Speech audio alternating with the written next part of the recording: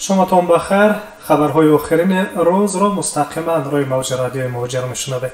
امروز 29 دکبر 2020 سال است و خبرهای این ساعت را از تاجیکستان شروع میکنیم. مقامات هوانوردی تاجیکستان مذاکرات را با روسیه درباره برقرار کردن پروازهای منتظم بین هر دو کشور ادامه می‌دهند. خبر می‌دهد خدمات مطبوعات آژانس آویاسیون گراجدانی جمهوری. امکانات از سرگیری پروازها با ازبکستان و چین نیز در بررسی قرار دارند.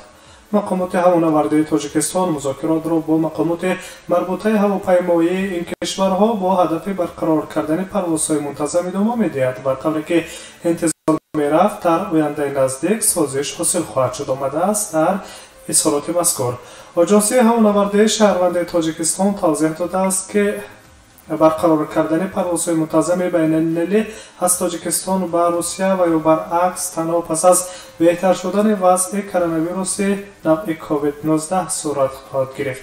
خاطررسان کرده است که این زمان شرکت وطنی سامون ایر در یک روز از شهرهای گوناگون روسیه و تاجیکستان از 4 تا 5 پروازهای چارتری انجام می‌دهد. مقامات هوانوردی تاجیکستان همچنین به چند شرکت هواپیمایی روسیه برای اجرای پروازهای چارتری از تاجیکستان به روسیه اجازه دادند.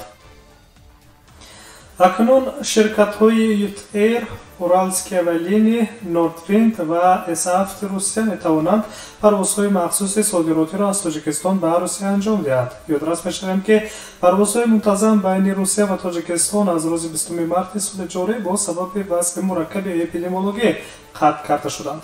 طبق توقف‌های به دست آمده مقامات دخلدار دو کشور در سمت اجرای پروازها استثنا کرده شده است اجرای پروازهای صادراتی از روسیه به تاجیکستان و یا به سمت مقابل.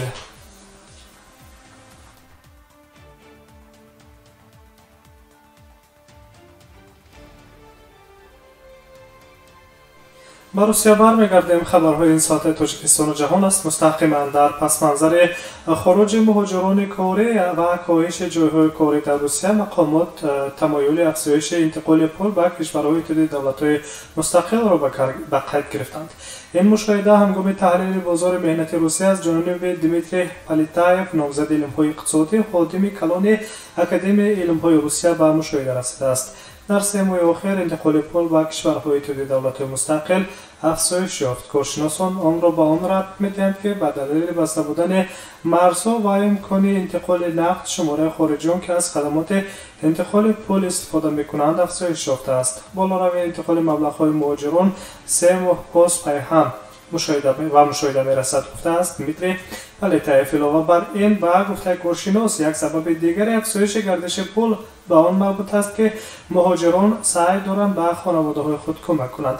اکثر ساکنان جمهوری‌های پساشوروی از سبب پاندمی یا نااستواری اقتصادی جایهای کاری خود را از دست دادند.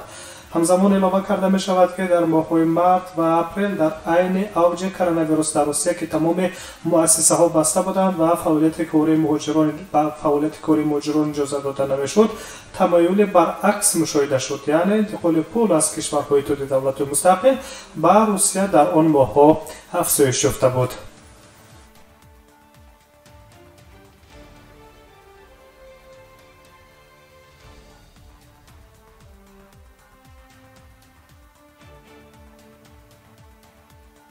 تحولات تاجیکستان و جهان است. مستقیما در روی موج رادیوی مهاجر. در بعضی منطقه‌های روسیه بالاروی نرخ اموال به نظر می‌رسد. کارشناسان می‌گویند که در حال حاضر بالاروی نرخ 1 متر مربع منزل‌های نوساخت در منطقه‌ها با سبب نرسیدن کارگران و بالاروی مزد مهنتی آنها از دوره‌های پیش از پاندمی فقط کلان دارد. همینطور بنا به معلومات اتفاقی بناکارانه ولایت ورونش نرخ منزل‌های زیست نوبنیاد در این منطقه روسیه به حساب میانه 5% بر سر هر 1 متر مربع قیمت گردیده است. چون این دینامیکا را در بازار منزل به آن شهر می‌دهند که از آغاز پاندمی جریان مهاجرت 2 مرتبه کم شده است. مهاجران ملتی ازبکستان و تاجیکستان که اساساً در ساختمان‌های منطقه کار می‌کردند، روسیه را ترک کردند و شرکت‌های ساختمانی با قوه کمی کارگران کارهای ساختمانی را پیش می‌برند که این روند و کندی پیشرفتن کارهای ساختمانی سبب گردیده و همچنین یک سبب دیگری به 2 یا 3 مراتب بالا گردیدن معاش ساختمان چون گردیده است.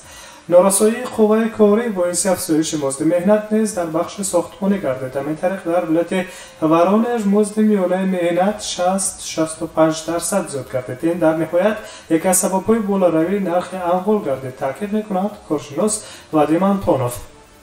حالا بیش از 50 منطقه روسیه از نرسیدن بیناکاران رسما خبر دادند. وزارت ساختمان روسیه پیشنهاد کرد که ورود مهاجران مهنتی که در ساختمان‌ها کار می‌کنند ساده کرده شود.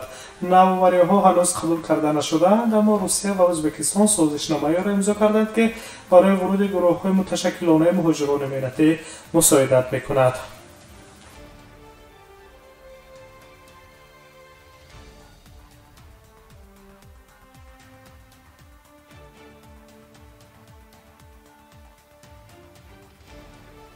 در موضوع مهاجرت خبرها را مستقیما در روی موج رادیوی موجر ادامه می‌دهیم.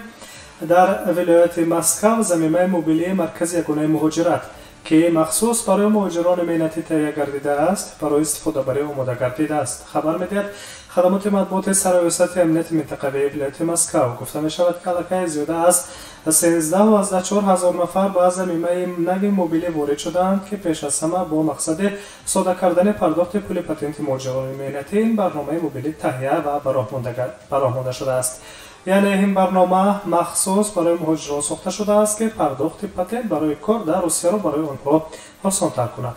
به گفته سردار سرایوسط امنیت منطقوی ولایت مسکو رمان کراتایف، حالا با شرایط زمینه موبیلی مذکور مهاجران نیاز ندارند که معلومات را در ترمینال‌های خدمت رسانی و در زمینه بانکی دستی وارد کنند و مبلغ پاتنت را پرداخت سازند. استفاده برنامه موبیلی مذکور به خاطر آسان بوده وقتی مهاجران را نیز در پرداخت پول پاتنت زیاد صرف نمی‌کند.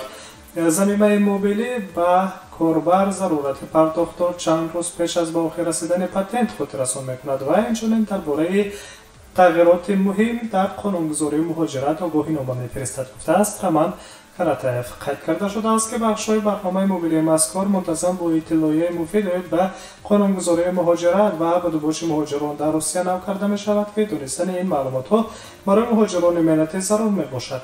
تاکید می‌کنند نمایندگان حکومت ولایت مسکو اعلام می‌گردد که پرداخت پاتنت در عریضه با استفاده از رمز مخصوص خطاگی‌ها را هنگام وارد کردن تفصیلات درباره پرداخت پول پاتنت برطرف می‌کند. یعنی سپردن مبلغ پاتنت طریق این برنامه کاملا به خطر گفته می‌شود.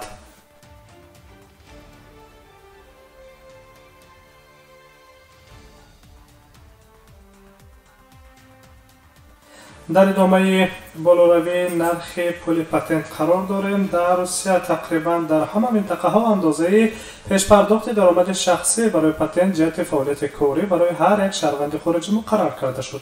نوشته است پورتال میگرانت مدیا نقطه رو پرداخت پاتنت با نظر داشت کوفیسیانت عمومی و منطقوی حساب کرده می شود. برای سال 2021 این نشان دهنده کمی افزایش یافته است. از این رو اندازه پرداخت مقرر شده ماهانه پول پاتنت نیز تغییر یافت. در این رابطه مبلغ پیش پرداخت برای پاتنت از ماه ینور سال 2021 از 13,000 تا 95,000 روبل خواهد بود. ارزش نهایی در حوزه هفته‌نامه عملان نت و حداقل در جمهوری اسیت شمالی علنی مقرر کرده شده است. در شهر مسکو باشد نرخ پاتنت 5341 روبل برای هر یک ماه سال 2021 و در ولایت مسکو باشد 5092 روبل برای هر یک ماه سال 2021. همچنین در شهر سنت پترزبورگ 4000 روبل برای هر یک ماه سال 2021 مقرر گردیده است.